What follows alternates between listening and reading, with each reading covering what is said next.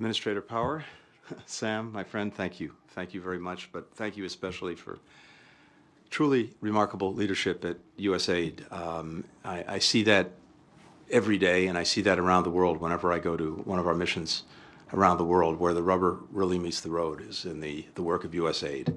And it's extraordinary, and it's making a profound difference in lives around the world, including and notably in strengthening democratic institutions and supporting Democrats with a small d.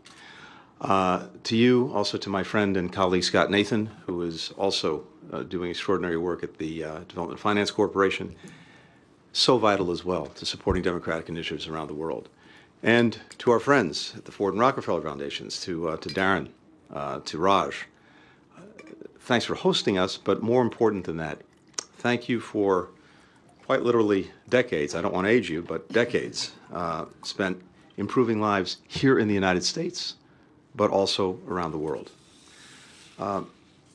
It's an honor to be here today with leaders from all 9 of our Democracy Delivers partner countries. To everyone who's joining in person, online, from governments, from philanthropies, from business, from civil society, thank you. Thank you for what are indispensable partnerships.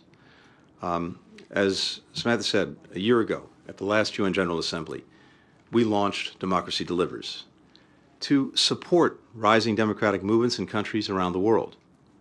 We started in 9 nations across South America, Europe, Asia, Africa, the Caribbean, places where citizens rejected corruption, demanded respect for human rights, called for accountable governments, and elected leaders who shared their vision for the future, including so many of the leaders who are here at this table today.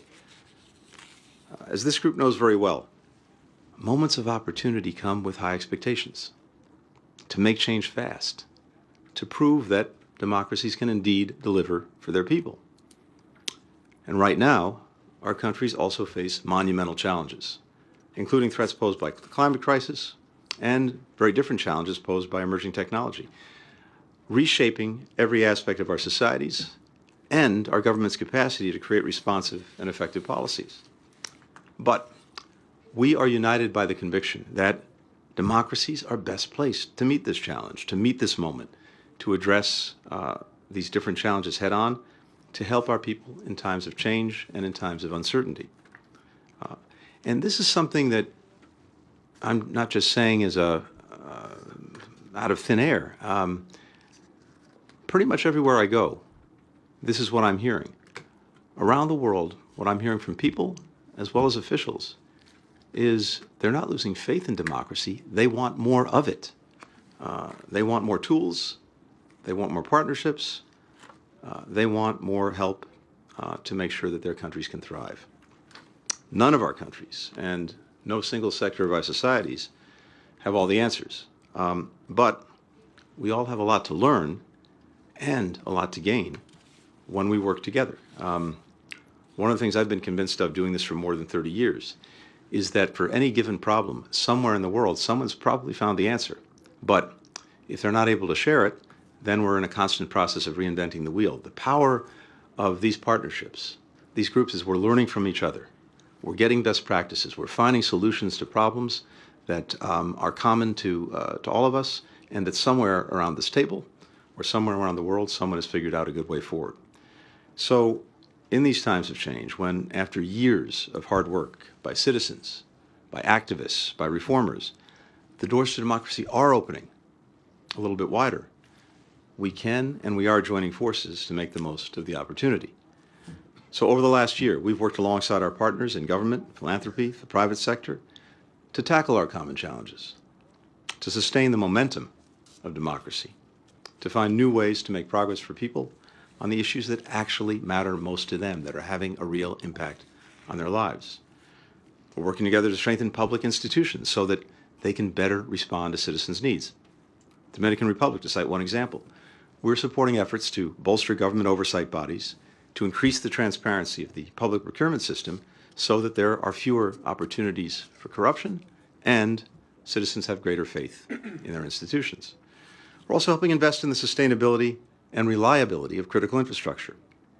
So, for example, when the Russian government reduced energy supplies flowing to Moldova as retaliation for standing up against Russia's war in Ukraine, the United States and other donors redoubled our work with the Moldovan government to help keep the lights on, to lower prices for citizens, to help diversify the energy sources that Moldova has, and to be able to move away from a dependence on Russia. As you'll hear later on, we're also improving public health through the Mama initiative, actually referred to in the video that you saw, launched in Tanzania with the Vodafone Foundation and Vodacom Tanzania Foundation. This emergency referral system connects pregnant women with urgent medical care and has helped reduce maternal mortality rates.